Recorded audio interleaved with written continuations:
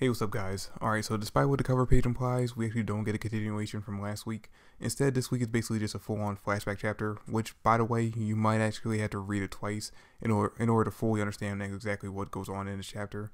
At least I know I did. When I got to the ending of it, I was like, wait, how does any of this go with what I just read? So I had to go back and reread it to understand how we got from point A to point B. And after rereading it, keeping in mind the ending, I was like, okay, this makes sense. This actually makes a lot more sense. So yeah, you might have to reread it twice. I know a lot of people in the comment section on the website I read it said they had to reread it because it confused the hell out of them. So yeah, just, fair warning.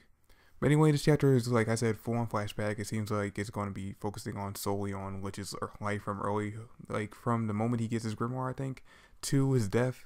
And then the chapter, and the ending is kind of focused on his reincarnation. But yeah, so the chapter starts off, we see young Licht, and we see him getting his grimoire, and we see that even at early on, before he met his wife, who he was going to have a child with, that he seemed to be big on the ideal of, humans and elves coming together. Because, we see an elf talking to him, and he's like, hey, the humans kind of don't like us. They're planning on attacking us, and they keep trying to attack us. And he's sitting over here preaching, basically, human and elves, we're not that different. We all look alike. We had pointy ears, and, despite the pointy ears, we all kind of look alike. We all use mana, we all use magic. So, we're not that different. We need to find a way to come to work together. And just as he's actually going on with that speech and preaching, humans and elves come together and work together, he actually sees like a magic tornado coming right at him and the elf he's talking to. So he jumps right ahead and, he doesn't even hesitate because he senses someone's inside there. So he jumps in, slashes the tornado in half, and then we see his wife, the girl who actually was pregnant with his child in the first time we saw her in the flashback. And we find out that her name is actually Tedia. Now, this is pretty interesting in itself, but what's even more interesting is the fact that we get to see her brother. Just after Licht actually saves her, we actually get to see her brother come up. And I'm just going to put an image of him right here. Okay, so I got right here a picture of Tetia's brother and the first Magic Emperor side by side. Now let me know what you guys think, because to me, they look a lot alike, and I actually think Tetia's brother might be who grows up to be the first Magic Emperor. But again, I might just be drawing connections where there might not be any.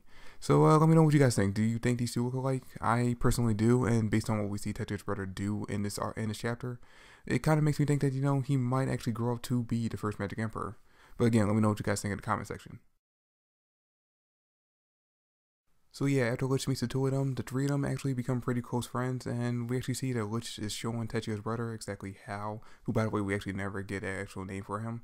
He's showing them basically how elves use their magic, and he's trying to teach humans how to incorporate it into their daily lives and try to teach them how to use magic the same way elves do. And we actually see that despite the fact that a lot of elves were against humans and elves interacting with each other, the fact that Licht became such close friends with the three of them, and that Licht and Tetia ended up falling in love and conceiving a child, we see this actually bringing around a lot of elves who were against it at first onto his side, and they're starting to think that, yeah, maybe humans and elves could interact with each other. Maybe we could build a society together, connect the way Licht wanted them to. And then right after we find out that, Tetia is pregnant, we jump straight to their wedding. And I gotta say, it is actually pretty beautifully designed. The wedding dress that Tetia is wearing is really good looking. Basically all the designs in this chapter are pretty good. But we don't get to see the happiness that, comes for the wedding last long. Because almost immediately after the wedding, we jump straight to the day when the elves get attacked by the humans. They get betrayed by them, and we see in the final moments that Licht actually died trying to protect the elves, and he was holding Tetia in his arms when he died. Now, this is when the chapter started to get confusing for people. Alright, so right after we see that, the elves get attacked by the humans, get betrayed by them, and all of them get wiped out, we come back to where we see Licht being revived, only it's not Licht. It's just an elf that was put in a body that looks exactly like Licht, which ended up being, obviously William Vengeance's body. But still, the fact that he was put in this body and it's not Licht himself, but someone who looks just like him, reincarnated, we find out that Licht actually used the last of his magic to try and reincarnate all the elves, but only this one elf was actually able to come back in a human body. And basically, he goes crazy. He basically says, alright, Licht, you sacrificed yourself to reincarnate me. I am now going to go out, and it is now my purpose to bring you back so we can destroy humanity, for the fact that they betrayed us. And this is when we see that he tries to use his Vengeance's grimoire, it doesn't work. So he goes actually to the library, gets his own.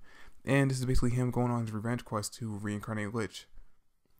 Now, the reason why I say this part is the part that, confuses people is because basically, up until this point, you didn't realize that there was actually a separate narrator and that Licht was actually, like, we were looking through the chapter through someone's perspective.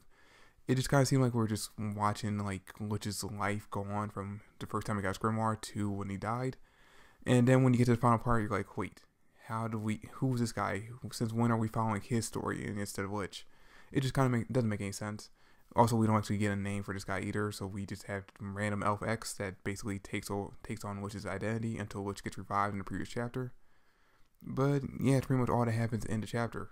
Okay, so the revelation we got in this chapter actually could lead to some really interesting possibilities for the future now that Licht, or real Licht, has been revived. Because, alright, let's think about this for a second. The guy who's been pretending to be Licht this entire time, we know what his goal is. We know what his plans are.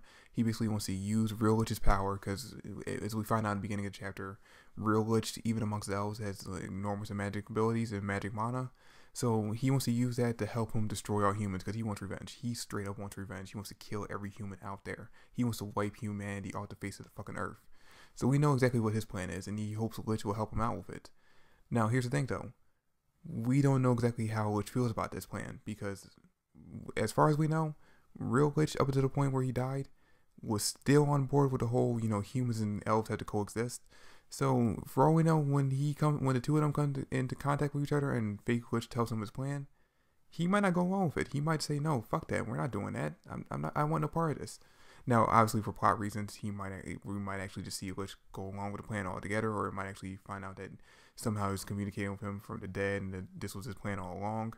But it'll be pretty interesting to see if Licht kind of, denies fake Licht's plan, and we see it falling out between the two of them, and we see real Licht actually come to blows with him and actually side with humanity against fake Licht. That'd be actually pretty interesting, kind of, twist to this whole thing. Also, it's worth mentioning that it's kind of implied the whole hierarchy when it comes to humans, nobles and commoners, that might have been influenced by the elf society because, as we see in the beginning of the chapter, when real Licht gets his grimoire, we find out that, those with enormous magic and those who get the 4-leaf Clover grimoire are considered kind of treated like, they're higher class elves than the rest of them, like they're kind of like more important.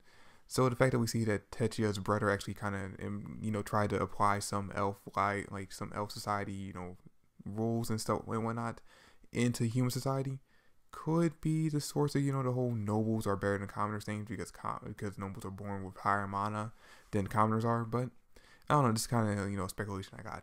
But yeah, that's pretty much it for the chapter. Thanks for watching. Hope you enjoyed. If you did, drop me a like, subscribe to the channel. I greatly appreciate it. Comment down below your thoughts and theories, and catch you guys later. Peace.